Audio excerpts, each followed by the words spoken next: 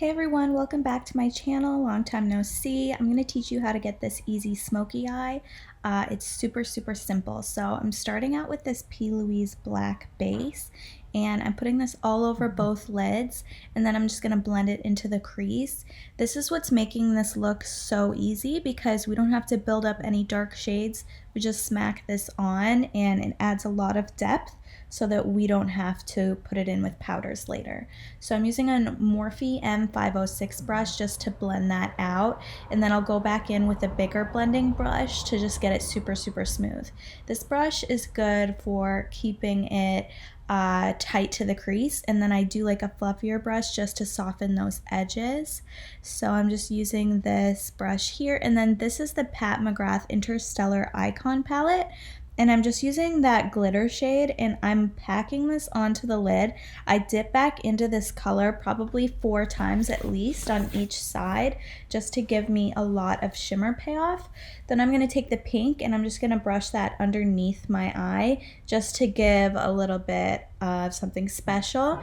Then I'm going to take my Inglot liner and I'm going to line my entire eye. So I'm doing the inner corner, also a wing, and I'm also going to go ahead and connect it in the waterline as well. I want this eye to be super smoky, but I want all the smoke to be focused pretty tight to the lash line and inside the crease, not going too high.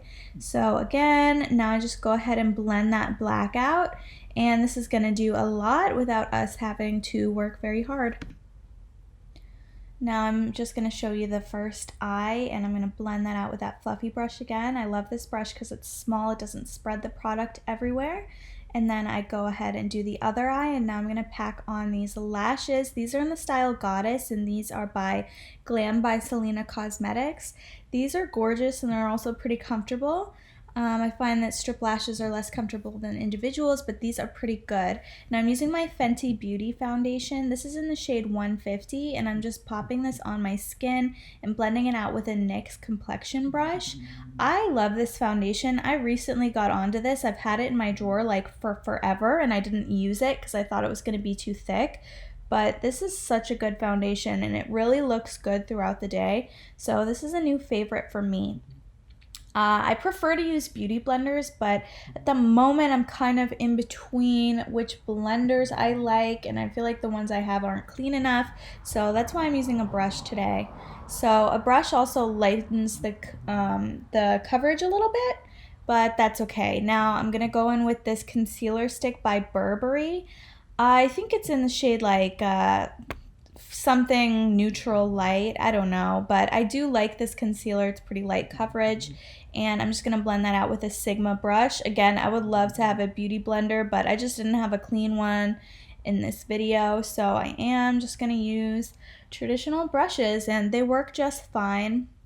Now I'm just going to blend out that highlight and just make sure that there's no separation between the foundation and the highlighter. Now I'm going in with this Trestique bronzer stick.